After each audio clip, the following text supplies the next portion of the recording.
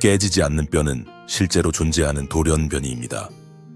이를 복제하면 인류의 미래를 다시 정의할 수 있습니다. 모든 것은 8살의 미국 아이가 2층에서 떨어지면서 시작되었습니다. 모두가 놀랐고 그를 도우려 갔을 때 그는 상처 하나 없이 서 있었습니다. 여러 번의 스캔 후 이 아이의 모든 뼈는 온전했지만 LRRPU 유전자 변이가 발견되었습니다. 이 미세한 오류는 몸이 뼈를 형성하는 방식을 변화시킵니다. 겉보기에는 그냥 더 밀도가 높은 뼈일 뿐입니다. 그러나 그것을 연구하면 할수록 이 돌연 변이가 뼈 구조를 변형시키는 방식에 더욱 놀랐습니다. 이 병을 앓고 있는 사람들은 근육이 과도하거나 겉보기에는 다르지 않습니다. 그러나 다치면 몸이 다르게 반응합니다. 뼈의 섬유는 더 밀집하고 단단하게 성장합니다. 그리고 가장 흥미로운 점은 다른 사람들과 달리 이 섬유가 재생을 멈추지 않는다는 것입니다. 시간이 지남에 따라 뼈는 점점 더 단단해집니다. 하지만 진화적 이점으로 보였던 것이 곧 아무도 예상치 못한 부작용을 드러내기 시작했습니다. 그럼에도 불구하고 그 잠재력은 무시하기에는 너무 컸습니다. 따라서 불가피한 질문이 제기됩니다. 만약 우리가 이 돌연 변이를 복제할 수 있다면 인간의 몸을 얼마나 멀리까지 발전시킬 수 있을까요? 수년 전부터 전 세계 과학자들이 이미 시도하고 있습니다. 여러 연구들은 희망적인 무언가를 지목하고 있습니다. 우리는 노화의 주요 문제 중 하나인 골다공증을 되돌릴 수 있고 우리의 몸을 더 강하게 더 독립적으로 만들며 심지어 더 오래 살 수 있을 것입니다. 그러나 이 강한 뼈의 강도에는 아직 완전히 이해되지 않은 몇 가지 합병증이 있습니다. 예를 들어 이 상태를 가진 일부 사람들은 단순히 뼈가 너무 자라기 때문에 심한 두통이나 두개 내압을 겪습니다. 그러나 이것이 가장 나쁜 것은 아닙니다. 수술이나 치과 임플란트가 필요할 때 의사들은 큰 문제에 직면합니다. 뼈가 너무 단단해서 일반적인 도구로는 뚫을 수 없습니다. 테트로크로마티즘. 아마도 한 번쯤은 사자들이 왜 밤에 우리보다 더 잘 보는지, 독수리들이 왜 수 킬로미터 떨어진 곳에서 작은 다람쥐를 보는지 궁금했을 것입니다. 시각적 돌연변이를 가지고 태어나는 사람들이 있습니다. 이게 항상 유리한 것은 아닙니다. 모든 것은 한 여성이 시력 문제가 있다고 느껴 안과에 갔을 때 시작되었습니다. 그녀는 하늘이 다르게 보이고 불빛 색깔이 다른 사람들이 보는 것과 다르다고 말했습니다. 그들은 빛에 대한 민감성이나 어떤 착시 현상이라고 생각했습니다. 하지만 여러 특정 검사를 거친 후 의사들은 설명이 나타났을 때 충격을 받았습니다. 그녀의 망막에는 다른 대부분의 사람들에게 없는 추가세포 유형, 네 번째 원추세포가 있었습니다. 이 상태는 사색성이라고 불리며 다른 사람들이 상상할 수 없는 수백만 가지 색조를 볼 수 있게 해줍니다. 문자 그대로 그녀의 색상 스펙트럼은 더 넓습니다. 그러나 여기서 복잡해지는 것은 다른 사람은 그녀가 보는 것을 볼 수 없다는 점입니다. 그녀가 색깔을 설명하려고 하면 사람들은 이상하게 쳐다본다. 그녀가 두 색조가 다르다고 말하면 사람들은 똑같다고 대답한다. 오랫동안 그녀는 자신의 인식에 문제가 있다고 생각했지만 사실 그녀의 뇌는 다른 사람들보다 더 많은 정보를 받고 있었다. 이것은 우연히 발생하지 않습니다. 유전으로 여겨지며 대부분 여성에게서만 나타납니다. 3개가 아닌 4개의 원추체가 망막에 존재하고 색상 처리의 뇌 민감도가 더 높습니다. 결과는 초인적인 시력이라기보다는 시각적으로 세상을 다르게 경험하는 것입니다. 일몰은 예쁘게 보이지 않고 과중하게 보입니다.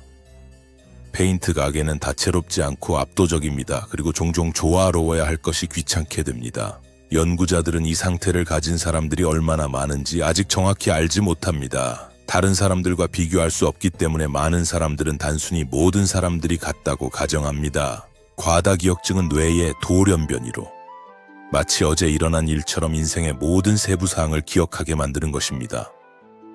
과다기억증을 가진 사람들은 날짜, 대화, 장소, 감정을 거의 완벽하게 기억합니다.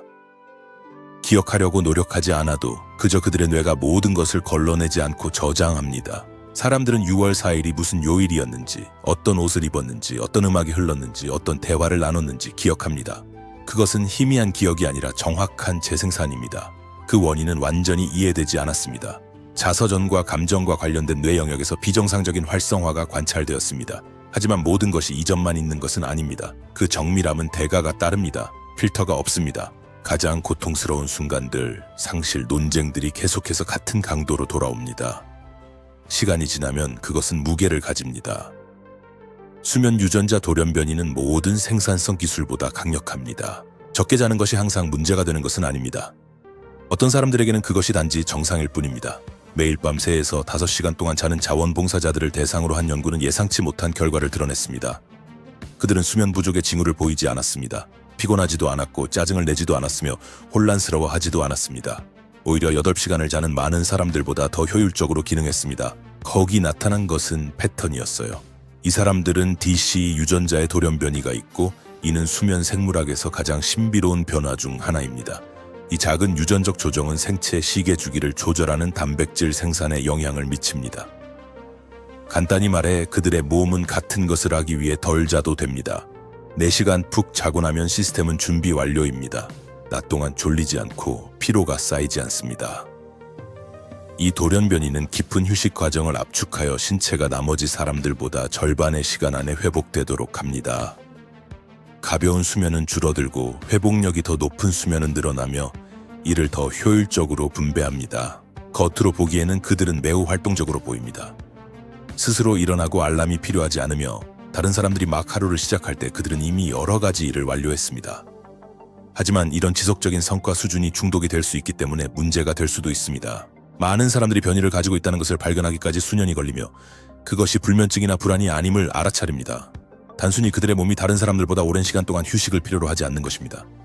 무통각증, 고통, 화상, 골절, 상처를 전혀 느끼지 않는 사람들이 있습니다. 천이 위험할 정도로 올라가도 땀을 흘리지 않습니다. 이 상태는 선천성 무통각증으로 CIPA라고 불리며 유전자 변이로 인해 2가지 중요한 시스템이 비활성화됩니다. 신체적 손상을 인식하는 능력과 천 조절 메커니즘입니다. 가장 어려운 점은 수년간 이를 알아차리기 어렵다는 것입니다. 한 아이가 넘어져도 울지 않고 화상을 입어도 반응하지 않습니다. 모든 것이 고통에 대한 관용처럼 보이지만 감염, 골절, 극심한 발열이 나타나기 전까지는 아무도 그것을 알아차리지 못합니다. 고통은 비록 성가시지만 경고의 신호입니다. 그리고 그 신호 없이 모든 것은 지속적인 관찰에 달려 있습니다. 매일 몸을 점검하고 아프지 않은 타박상이나 경고 없이 생기는 상처에 주의를 기울이세요. CIPA와 함께 사는 것은 더 강하다는 것을 의미하는 것이 아니라 단순히 몸이 말해주지 않기 때문에 위험할 때를 모른다는 것을 의미합니다. 슈퍼미각자의 변이. 몇몇 음식은 첫 입부터 질감이나 편견 때문이 아니라 비정상적인 감각 반응을 일으켜 거부감을 줍니다. 일부 사람들에서는 TAS-ER38, 유전자가 맛에 대한 민감성을 증가시키는 변이를 가지고 있습니다. 이 그룹은 슈퍼미각자로 알려져 있습니다. 그들은 다른 사람들이 알아채지 못하는 화합물을 감지하기 위해 많은 것을 맛볼 필요가 없습니다. 문제는 이 민감성이 필터링되지 않는다는 것입니다. 모든 것이 더 강하게 다가옵니다. 브로콜리, 블랙티, 심지어 특정 감미료들도요. 그들에게 일상적인 음식은 더 극단적으로 느껴집니다. 그리고 그것이 장점처럼 보일 수 있지만 실제로는 많은 옵션이 불편하거나 즐길 수 없게 됩니다. 입맛은 생각보다 먼저 반응하며 쉽게 설명할 수 있는 것이 아닙니다. 다른 사람들이 즐길 때 뭔가 이상하다고 말하는 것은 거리를 만듭니다. 미각이 기술적으로 우수하더라도 일상 경험은 더 제한적입니다. 모기에 대한 면역. 여름에 모기에 물리는 동안 어떤 사람들은 끝없는 모기, 기피제를 바르고 있는 것처럼 보입니다. 이것은 운으로 보일 수 있지만 유전적 설명이 있습니다. ABCC11이라는 유전자의 변종은 땀을 통해 몸에서 분비되는 화학 물질의 종류를 변화시킵니다. 요약하자면 이 사람들은 모기를 끌어들이는 신호를 내지 않습니다. 그들에게 모기는 알아채지 못합니다. 더 좋은 냄새가 나는 것은 아니고 그냥 다른 냄새가 나는 것일 뿐이에요. 그들이 모르고 있더라도 그들의 몸은 매우 줄어든 냄새 프로필로 작동하고 있어서 마치 생화학적인 투명 망토를 두른 것과 같아요. 다른 사람들은 벌레 기피제를 바르고 있을 때 그들은 열대 우림을 단 한 번도 물리지 않고 건널 수 있습니다. 어떤 집단에서는 채취가 적고 귀지가 다른 종류와 관련이 있습니다. 미묘한 변화이지만 눈에 띄지 않도록 설계된 생물학적 시스템에 대해 이야기합니다. 스프린트 유전자. 일부 엘리트 운동선수에게는 다른 사람들보다 자주 나타나는 유전자가 있습니다. 이것을 ACTN3이라고 하며 빠르게 수축하는 근육섬유의 핵심 단백질을 암호화합니다. 이러한 근육섬유는 달리기, 점프 또는 무게들기와 같은 폭발적인 움직임을 담당합니다. 모든 사람이 이것을 활성 상태로 가지고 있는 것은 아닙니다. 실제로 약 20%의 인구가 이 단백질을 전혀 가지고 있지 않습니다. 물론 운동을 할 수는 있지만 이 단백질은 몸이 도달할 수 있는 성과의 종류에 영향을 미칩니다. 이 유전자를 표현하는 사람들은 짧고 강렬한 노력에서 더 큰 효율성을 가지고 있습니다. 이것은 단거리 달리기 선수, 체조 선수 및 역도 선수에게 흔한 일입니다. 그들의 근육은 즉각적인 자극에 더 잘 반응합니다. 신체는 가속에 최적화되어 있지만 폭발력을 높이는 같은 특성 때문에 지구력이 어려울 수 있습니다. 왜냐하면 속도가 있는 곳에는 일반적으로 장기적인 효율성이 떨어지기 때문입니다. 고취증이 있는 사람들은 후각이 다른 수준에 있습니다. 그들에게는 모든 것이 흔적을 남깁니다. 음식, 습기, 향수, 심지어 땀의 유형을 통해 감정 상태를 감지할 수도 있습니다. 원인은 후각 수용체의 민감도가 증가하고 더 활발한 뇌 처리와 결합된 것입니다. 때로는 유전적 특성이며 때로는 호르몬 또는 신경 변화 이후에 나타납니다. 문제는 그 수준의 인식을 끌 수 없다는 것입니다. 많은 사람들은 두통 없이 향수를 사용할 수 없습니다. 지하철을 타는 것은 참기 어려운 경험이 됩니다. 다른 사람들에게는 단순한 습기 냄새일 뿐이겠지만 그들에게는 곰팡이, 먼지, 잘 헹구지 않은 세제의 특정 조합일 수 있습니다. 경추, 늑골, 모든 사람이 같은 수의 뼈를 가지고 태어나는 것은 아닙니다. 알고 있지 못하는 사람들 중 일부는 목의 기저부에 여분의 갈비뼈를 가지고 있습니다. 이것은 인간 골격의 일반적인 설계에 포함되지 않으며 많은 경우 눈에 띄지 않습니다.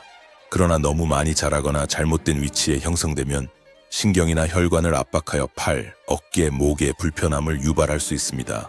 추가적인 보호 기능을 제공하지 않으며 이동성을 개선하지도 않습니다. 그것은 단지 폐하 발달 동안의 변이로 신체가 무시한 작은 생물학적 편차일 뿐이며 때로는 여러 해 지난 후 소음을 내기 시작합니다. GRA2 유전자의 돌연 변이는 뇌가 공포를 처리하는 방식에 변화를 줍니다. 이는 용기나 냉혈이 아닙니다.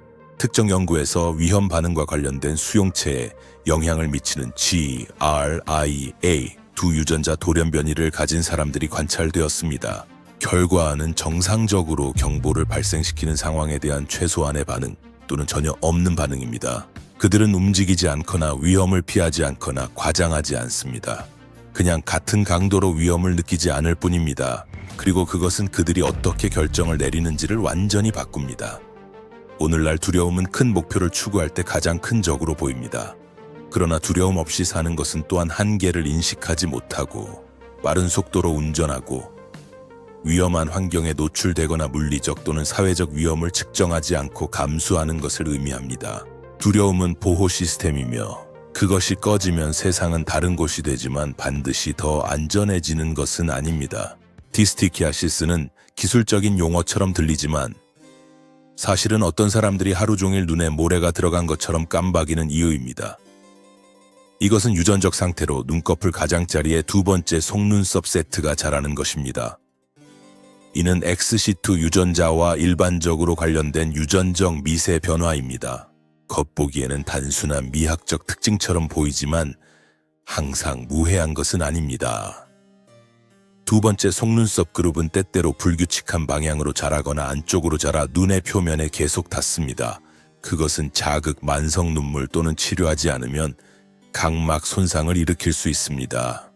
흥미로운 점은 많은 사람들이 진단 없이 수년 동안 함께 지내면서 그저 눈이 더 민감하다고 느낀다는 것입니다. 이중 소용돌이. 대부분의 사람들은 두피에 소용돌이가 하나만 있습니다. 다른 사람들은 두 개가 있습니다. 그리고 그것이 단순한 미적 차이로 보일 수 있지만 그 작은 차이는 드문 유전적 구성에서 비롯됩니다. 이중머리 왕관은 머리카락의 성장 패턴을 변화시킵니다. 이는 질병이나 결함이 아니지만 머리를 빗거나 모자를 쓰는 것과 같은 간단한 일을 복잡하게 만듭니다. 머리카락은 마치 두 개의 중력 중심이 동시에 같은 필드를 끌어당기는 것처럼 반대 방향으로 자랍니다. 왜 그런 일이 발생하는지는 확실히 알 수 없습니다. 유전학과 관련이 있지만 폐하 발달의 특정 과정과도 관련이 있습니다. 일부 연구에서는 뇌의 측면성이나 특정 유전적 특성과 관련이 있다고 합니다. 하지만 확실한 결론은 없습니다. 재미있는 것은 고통을 유발하지도 건강을 해치지도 않지만 많은 사람들이 매일 거울 앞에서 전쟁처럼 느낀다는 것입니다. 아무리 노력해도 머리카락이 항상 두 번 꼬여 돌아오기 때문입니다. 이런 콘텐츠를 지원하려면 구독하고 다른 재미있는 영상을 시청하는 것을 잊지 마세요. 분명히 마음에 드실 것입니다.